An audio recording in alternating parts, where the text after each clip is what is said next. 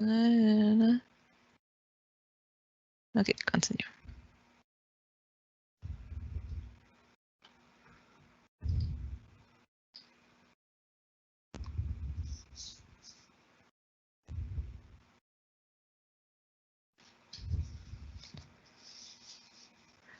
Bonjour à tous. On va attendre encore quelques secondes. Les gens se joignent encore au webinaire.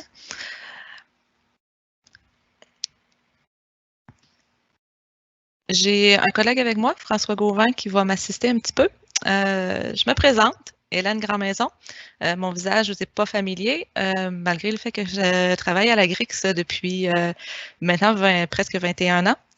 J'étais développeur jusqu'à récemment et j'ai fait le saut du côté de la formation. Donc, vous allez, avec un peu de chance, me voir plus souvent dans les prochains mois, mais c'est mon premier webinaire aujourd'hui. Donc, on se lance dans un webinaire.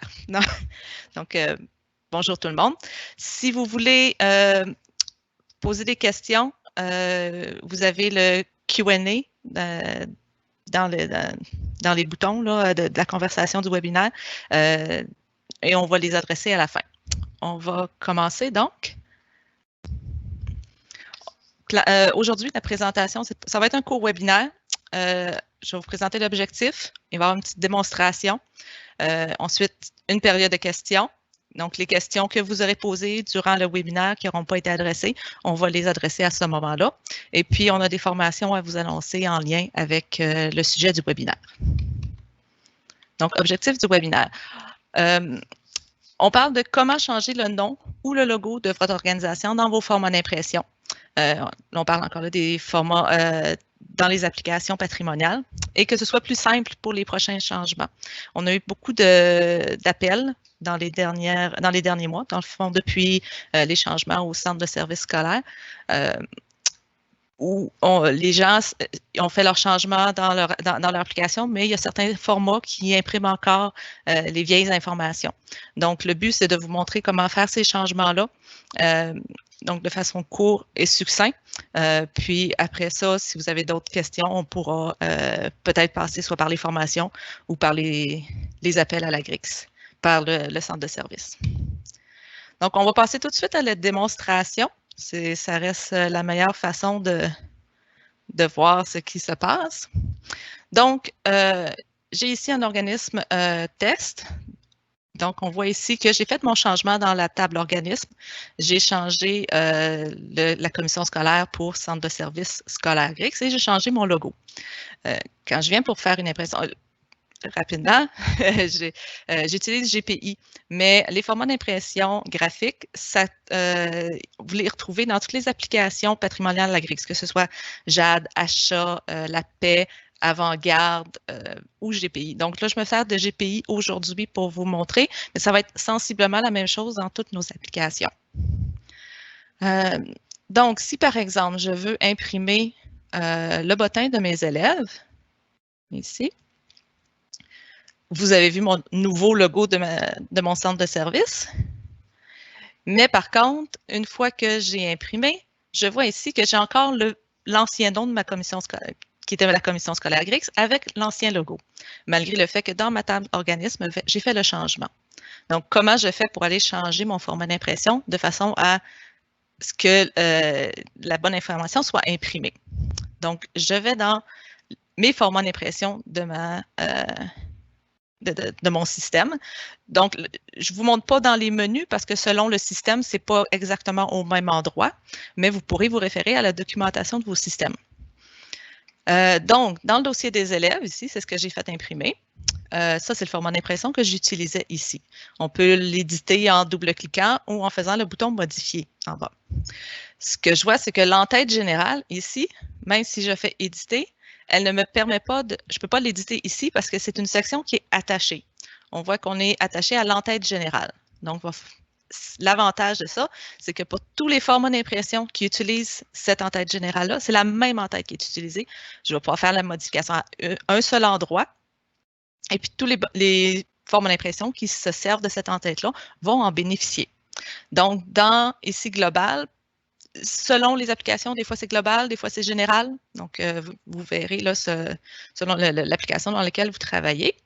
Vous avez global en tête. Et je vais aller modifier mon tête générale et je vois ici le format auquel j'ai attaché ma section dans l'impression du dossier de l'élève. Donc, je viens en tête générale, ici, et je vois que j'ai effectivement le nom Commission scolaire GRIX et le logo Commission scolaire GRIX qui s'affiche. La raison étant que dans mon format d'impression, au lieu d'avoir mis un objet de type données, donc qui va chercher dans les données de la banque, j'ai mis un objet de type texte. Et ça, on le voit, si vous faites un clic droit sur la donnée, faites propriété, on voit que c'est la propriété d'un texte. Et c'est écrit en textuellement, Commission scolaire GRIX. Donc, si je veux plutôt imprimer le nom de ma commission scolaire ou de mon centre de service tel qui est écrit dans la banque, on va aller chercher un objet de type données. Vous pouvez l'avoir soit dans la barre d'outils ici ou dans le menu, donc données. Je vais venir m'ajouter une donnée de type, donc un objet de type données. On voit toutes les données qui sont disponibles dans cette section-là. Donc, on a ici, si je descends, j'ai le nom de l'école, le nom de l'organisme. Donc, si je prends cette donnée-là, je vais automatiquement avoir, quand je vais faire mon impression, le nom de mon organisme. Et si je vais le changer à la banque, ça va automatiquement se répercuter sur mes formats. Je n'aurai plus besoin de les changer. Donc, on va ajouter le nom de l'organisme. Là, pour venir le mettre à la place de cette donnée-là qui est plus bonne, ce que je vais faire, je sélectionne en premier la donnée que je viens d'ajouter et en maintenant la touche majuscule ou Shift, je viens sélectionner aussi la deuxième. La dernière donnée qui est sélectionnée, c'est elle sur laquelle on va se baser pour faire les changements. Vous voyez, les outils ici me permettent d'ajuster la largeur et l'emplacement de mes données selon la dernière donnée qui a été sélectionnée pendant que j'appuyais sur majuscule. Donc, on va changer la largeur pour l'amener à la même largeur. Et puis, la hauteur aussi, tant qu'à y être. Je veux les mettre exactement au même endroit. Donc, je vais aligner du côté gauche et je vais aligner en haut. Donc là, mes deux données sont une par-dessus l'autre.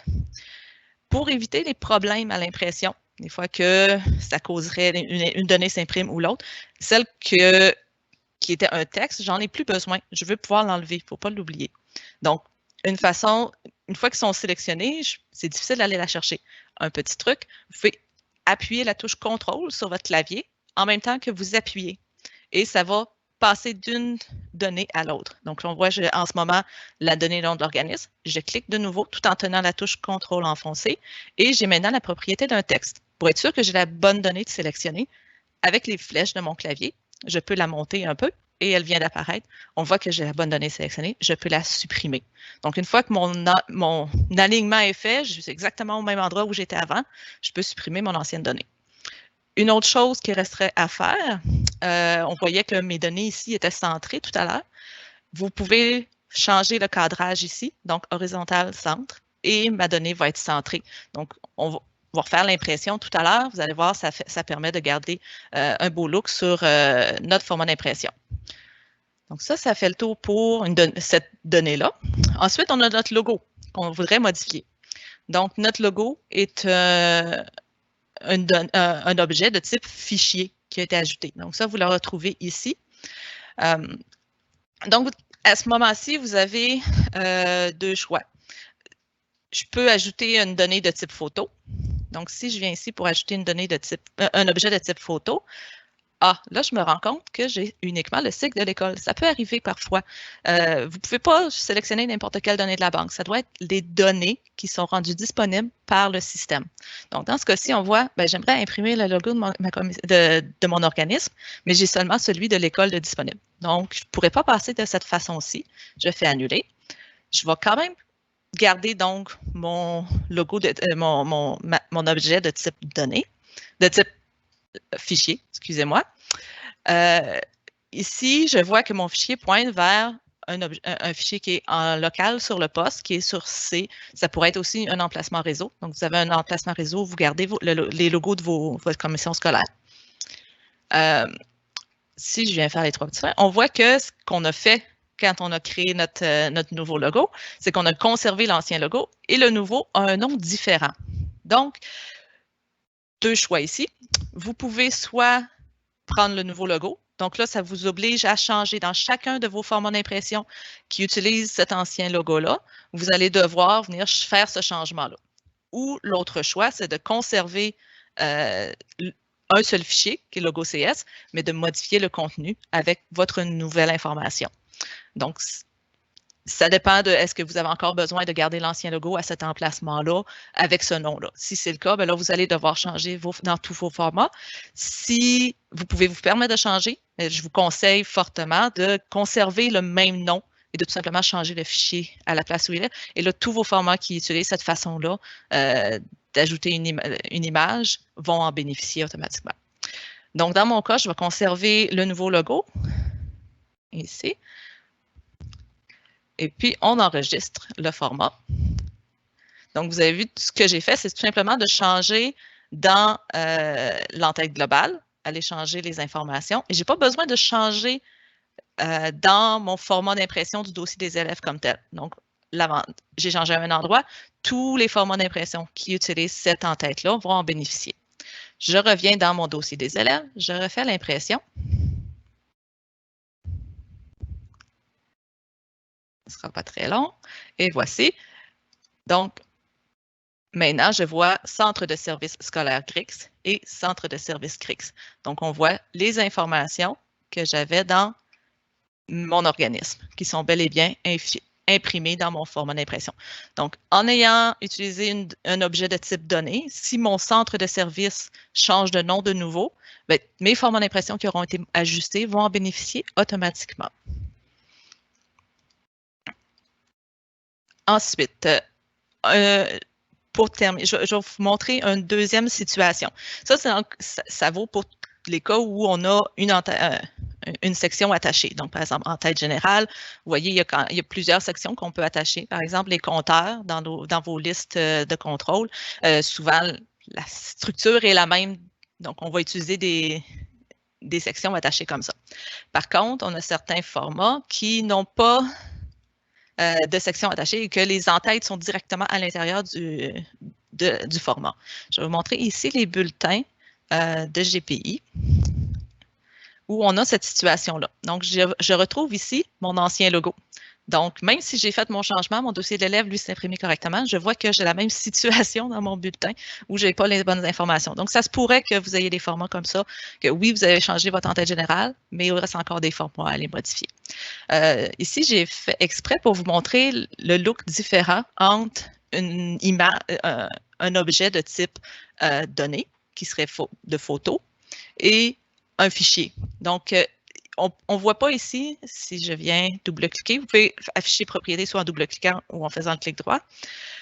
Je vois que c'est une donnée de type photo et c'est le sigle de l'école. Donc, j'ai ici le logo de l'école qui s'affiche. On ne voit pas le logo comme tel parce qu'au moment où on est en édition de notre format, on ne sait pas quelle école qu'on veut imprimer. Donc, c'est une image générique qui est affichée.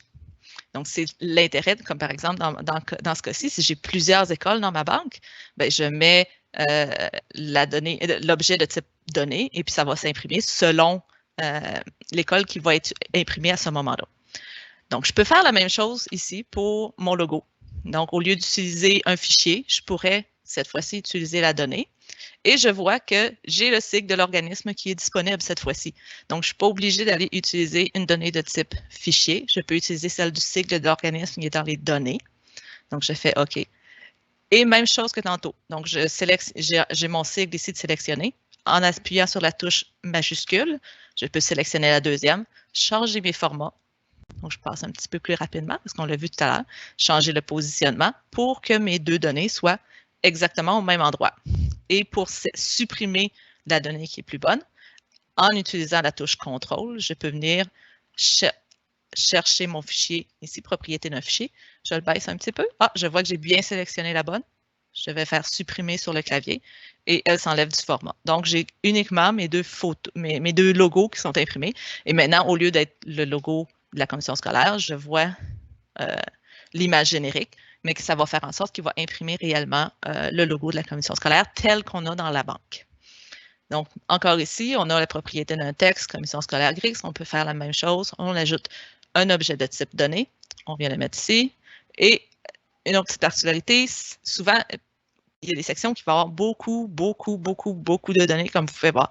On essaie de les segmenter, de les organiser pour que ce soit plus facile. Donc, on sait que ce n'est pas l'école, mais bien l'organisme qu'on veut afficher. On vient chercher l'organisme et je retrouve ici le nom de mon organisme. Je fais OK. Et puis là, il me suffit encore une fois, en utilisant la touche majuscule, de les rendre la même taille, le même positionnement. Et à l'aide de la touche contrôle, je viens chercher, là je suis sur la donnée non, je viens chercher propriété d'un texte, je baisse, je fais supprimer sur le clavier et mon format est modifié. Donc, vous le faites pour chacun de ces formats-là, comme ça, puis ça va faire en sorte que si le nom de votre organisation ou le logo change, mais ça va limiter le nombre de modifications à faire par la suite. Donc, ça faisait le tour pour la démonstration. Je ne sais pas, François, s'il y a des questions qui ont sorti. Non, Hélène, pas encore. Alors là, on va laisser le temps aux gens peut-être d'absorber, mais oui. Allez-y si vous avez des questions, là, gênez-vous pas. Je vais, pendant que vous prenez le temps d'écrire, je vais passer tout de suite à vous afficher les formations à venir. Donc, pour l'éditeur de rapport, comme je vous disais plus tôt, il y a des formations qui sont offertes par application. Parce qu'il y a des petites particularités selon les applications. Ce n'est pas exactement au même endroit, ce n'est pas les mêmes menus.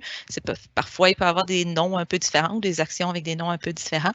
Donc, on offre des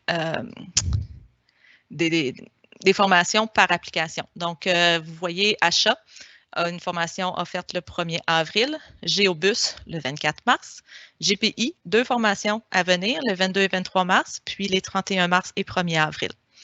Il y a une nouvelle formation sur l'éditeur de rapport, mais où on se concentre sur les bulletins, parce que les bulletins dans GPI, c'est une production qui est beaucoup plus complexe, qui a justifié qu'on fasse une formation juste pour les bulletins. Donc, encore là, le 1er avril pour celle des bulletins. Et puis, Tosca a une formation qui se tiendra les 12 et 15 avril prochains. Est-ce qu'il y a des questions, François? Oui, on a une question. Juste préciser une chose à propos des bulletins par rapport à la formation éditeur de rapport. Et ce qu'il faut comprendre pour cette formation-là, c'est qu'il y a quand même un peu un prérequis, c'est que vous connaissiez un peu l'éditeur de rapport. Ce n'est pas pour débutants. La formation GPI, éditeur de rapport, c'est vraiment, on veut commencer, on va vous enseigner comment utiliser l'éditeur de rapport dans notre système GPI. Mais bulletin, disons qu'il y a moins de détails sur la base. On y va plus dans comment fonctionne le bulletin avec les formats et les données qu'on y retrouve. Alors, c'était une petite précision. On a une question aussi sur la date pour Avant-Garde, éditeur de rapport. Il n'y a pas de date en ce moment, au moment où on m'a remis les dates là, dans les différents systèmes. Par contre, je vous inviterai à communiquer avec vos représentants là, en passant par le espace client. Vous pouvez communiquer avec la GRIX pour pouvoir vous informer ou nous faire part de vos besoins en formation. Puis une formation pourra à ce moment-là être organisée. On a une autre question qui nous demande la possibilité de maintenir les ratios à 100%. Je pense que ce que vous voulez dire, c'est quand on fait démarrer ici.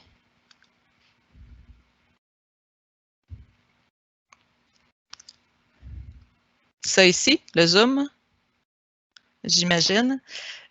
Je ne croirais pas, Hélène. Non? Je pense que c'est plus ton image proportionnelle. Ah, OK.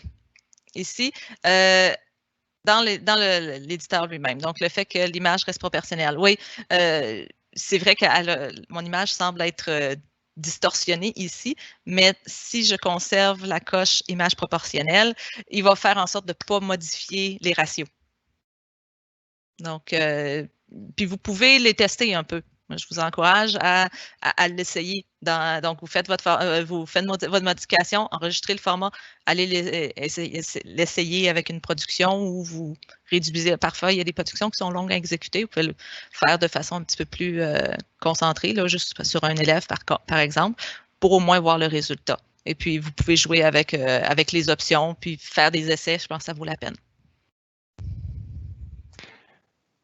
On a aussi d'autres questions concernant les formations elles-mêmes. Quand est-ce qu'on peut s'inscrire? Où doit-on se rendre? Ça, pour les formations, ça va être, je vais passer à l'écran suivant. Dans Espace Formation, toutes les formations sont annoncées à cet endroit. Pour faire l'inscription, comme vous savez maintenant, il faut passer par Espace Formation.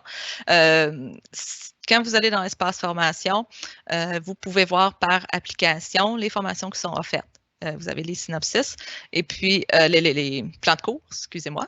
Et puis quand vous appuyez sur le plan de cours, vous voyez sous le plan de cours la liste des dates annoncées. Ça se peut qu'il y ait certaines formations où il n'y a pas de date encore d'annoncer. Ça se peut qu'il y ait des formations aussi qui soient encore absentes de cette liste-là. Le mieux, c'est de contacter. Il y a dans le menu, en haut dans l'espace de formation, un bouton « Contactez-nous ». Vous pouvez contacter à ce moment-là l'équipe de formation et puis vous informer à savoir pourquoi il manquerait telle ou telle formation qui vous intéresse. Oui, puis il faut préciser, Hélène, qu'on a mis nos dates pour GPI, éditeur de rapport, mais elles ne sont pas encore disponibles. Non. Donc, c'est réservé au calendrier, donc notre calendrier à nous comme formateurs, mais l'annonce n'est pas encore sur le site Espace Formation. Les annonces vont se faire par zone client, par contre. Donc, si vous n'êtes pas abonné dans zone client pour vos applications, les applications qui vous intéressent, je vous encourage à aller vous abonner sur la zone client pour recevoir les annonces des formations. Merci. Une question de M. Azouni. Peut-on ajouter des champs qui ne sont pas prédéfinis dans les rapports? Malheureusement, non. On doit... c'est pas... Comme on a tendance à dire dans les formations, ce n'est pas un générateur de rapport, c'est bien un éditeur de rapport. Vous ne pouvez que mettre les données qui vous sont rendues disponibles. Donc, peut-être par demande, mais en même temps, on sait très bien que les applications patrimoniales, il y a moins de développement qui sont faits de ce côté-là. Donc, à moins que François ait une autre réponse, la réponse, c'est non. Ça doit être absolument les données qui vous sont rendues disponibles dans la section elle-même. Et prenez le temps de le regarder parce que d'une section à l'autre, ce n'est pas les mêmes données qui sont rendues disponibles non plus. On met les données disponibles selon les besoins de la section. Par contre, ça ne devrait pas arriver très souvent qu'il vous manque une donnée parce qu'on offre vraiment beaucoup de flexibilité de ce côté-là. On offre le contenu de table entière dans la majorité des sections d'impression. C'est bien. On n'a plus d'autres questions, Hélène? Donc, ça fait le tour. Bien, merci beaucoup de votre attention. N'hésitez pas à nous contacter si vous avez besoin. Vous voyez dans la dernière page de ma présentation les liens vers les différents sites qui peuvent vous aider. Espace Formation pour vous informer des formations qui existent et puis vous y inscrire. La zone client pour voir les annonces à nos formations. Et puis, Espace Client si vous avez des demandes spécifiques à faire sur vos différentes applications. Donc, merci beaucoup de votre attention, puis j'espère qu'on va se revoir bientôt. Merci François d'avoir été là. Merci. Et puis, juste une dernière chose, le webinaire est enregistré. Nous allons le déposer sur la chaîne YouTube de la GRIX prochainement. Donc, ça sera disponible à tous. C'est tout. Merci. Bonne fin de journée. Merci.